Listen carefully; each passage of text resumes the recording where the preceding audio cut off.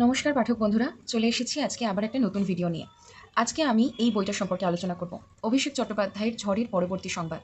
এই বইটা আমি পড়া শুরু করেছি, আর বইটার শুরুতেই এখানে যে ছোট্ট ব্লার্বটা রয়েছে সেখানে আমার একটা লেখা খুব পছন্দ হয়েছে, যেটা আমি আপনাদের ছোট্ট করে পড়ে শোনাচ্ছি।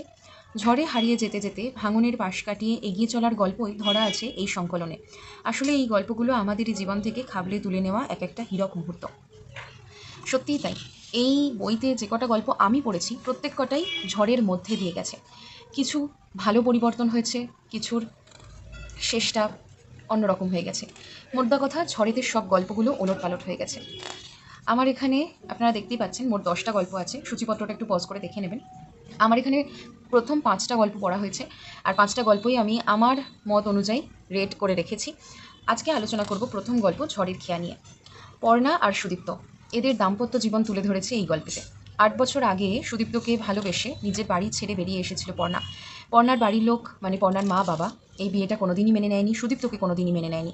কিন্তু পর্ণা তার জন্য থেমে থাকেনি। পর্ণা বেরিয়ে এসেছিল শুধুমাত্র সুদীপ্তর হাত ধরে নতুন সংসার সাজাবে বলে।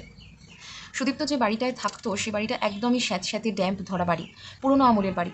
কিন্তু পর্ণার তাতে কোনো অসুবিধা হয়নি। পর্ণা ঠিক করেছিল ওই বাড়িটাই সে নিজের মতন করে সাজিয়ে তুলবে। নতুন আলমারি, নতুন আসবাব, ছোট্ট ছোট্ট করে এইভাবে একটু একটু করে সঞ্চয় করে আস্তে আস্তে বাড়িটা সারিয়ে তুলবে। কিন্তু পর্ণা সেই কাজেতে সুদীপ্তকে পাশে পায়নি। সুদীপ্তর মাও থাকতেন বাড়িতে। সুদীপ্তর মা 4 বছর আগে মারা গেছে। 8 বছরের দাম্পত্য জীবন হচ্ছে পর্ণা এবং সুদীপ্তর। সেখানে পর্ণা হচ্ছে নাচের প্রোগ্রাম করে টাকা পয়সা রোজগার করে, আর সুদীপ্ত চাকরি করে। সুদীপ্ত যে টাকা রোজগার করে সেই টাকায় সুদীপ্ত সেকেন্ড হ্যান্ড জিনিসপত্র কিনতে ভালোবাসে। সেকেন্ড হ্যান্ড ফ্রিজ নিয়ে চলে এলো, সেকেন্ড হ্যান্ড আলমারি নিয়ে চলে এলো, কাঠের আলমারি। কিন্তু পর্ণা চায় তাদের সংসারে সমস্তটা নতুন হবে।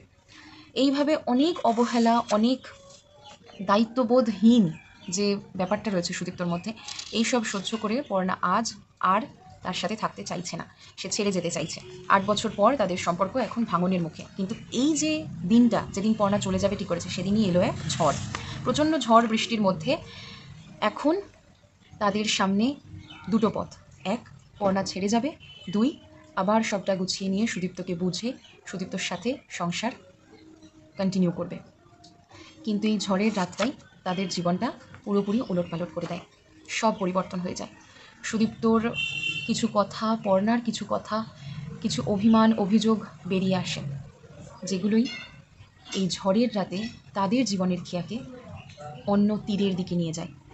সেই গল্পটা জানতে হলে, তাদের জীবনের আগামী পর্বটা জানতে হলে আপনাদের এই গল্পটা পড়তে হবে, আর তার জন্য পড়তে হবে এই বইটা।